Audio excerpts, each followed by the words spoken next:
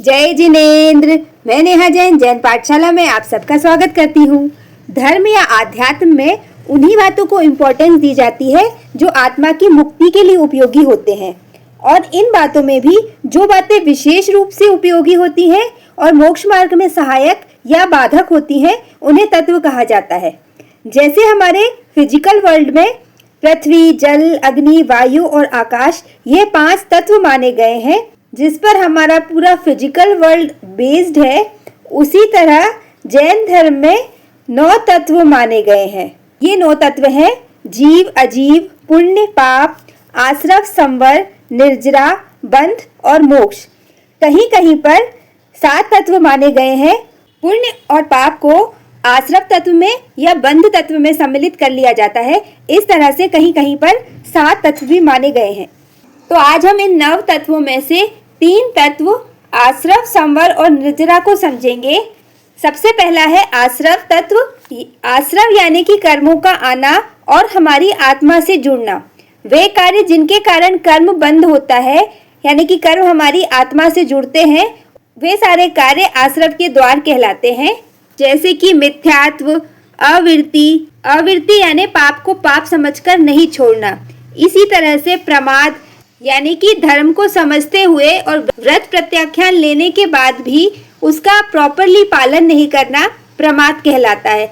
इसी तरह से क्रोध करना, मान करना, माया करना, लोभ करना, ये सब भी आश्रव के कारण है। साथ ही हिंसा करना, झूठ बोलना, चोरी करना और परिग्रह, ये सब भी आश्रव के द्वार कहे जाते हैं। इसी तरह से अपनी 5 इंद्रियों को वश में नहीं कर पाना और इंद्रियों के भरोसे रहकर राग और द्वेष में पड़े रहना, ये सारे कारण आश्रव के होते हैं। इसके बाद दूसरा है संवर। संवर यानी कर्मों के बंधों की प्रक्रिया को रोक देना, यानी कि वे क्रियाएं जिनसे हमारे नए कर्म नहीं बनते हैं उन्हें संवर कहते हैं। नॉर्मली जो आश्रव के रीजन है, यदि उन रीजन को हम बंद कर देंगे तो वह संवर बन जाएंगे। जैसे कि हम चोरी करना छोड़ देंगे, झूठ बोलना छोड़ देंगे, अहिंसा करने लगेंगे, अपरिग्रह करने लगेंगे, ब्रह्मचर्य का सेवन करने लगेंगे, क्रोध, घमंड, छल कपट, लालच, इस तरह के 18 पापों को नहीं करेंगे और अशुभ योग से मन हटाकर शुभ योग में लगाएंगे, यानी कि अपने मन, वचन और काया को अच्छे कामों में लगाना। इसे शुभ योग कहते हैं। तो ये सारे कारण संवर के कारण बन जाएंगे। इसके बाद तीसरा तत्व है निर्जरा। निर्जरा यानी कि जो हमारे पहले कर्म बंध चुके हैं उन कर्मों का क्षय करना, और जिन कार्यों से हम निर्जरा करते हैं, यानी कि वे कार्य जिनके कारण पहले से लगे हुए हमारे कर्म हमारी आत्मा से अलग हो जाते हैं, उनको निर्जरा के प्रकार या उपकरण कहा जाता है।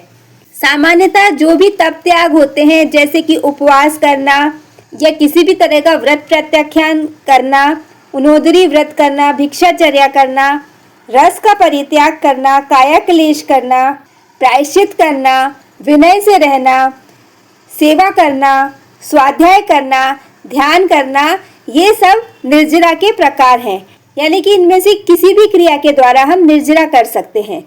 अब आश्रव, संवर और निर्जरा को हम इस प्रकार से भी समझ सकते हैं कि मान लीजिए कि एक नाव है और उसमें यदि एक छेद हो जाए तो पानी नाव में आने लगेगा, और यदि हम उस छेद को बंद कर देंगे तो पानी उस छेद से अंदर आना बंद हो जाएगा। लेकिन जो पानी नाव में भर गया है उसको तो हमें हाथ से ही बाहर निकालना पड़ेगा। इस तरह यदि हम नाव को अपनी आत्मा मान लें और पानी को कर्म मान लें, तो नाव में छेद होना यानी कि आश्रव द्वार से कर्म रूपी पानी का हमारी आत्मा से जुड़ना, और उस आश्रव रूपी द्वार यानी कि छेद का बंद होना यानी कि संवर का होना, जिससे कि नए कर्म हमारी आत्मा से नहीं जुड़ रहा है, यानी कि आश्रव द्वार से नया पानी नाव में नहीं आ पा रहा है क्योंकि हमने छेद को बंद कर दिया है। लेकिन जब तक आश्रव द्वार यानी कि जब तक वो छेद खुला था तब तक तो पानी आ ही रहा था, तो वो पानी तो नाव में रहेगा ही। तो ये हो गए पहले से संचित किए हुए कर्म, जिनको हमें हाथ में भर भर के नाव से बाहर निकालना पड़ेगा।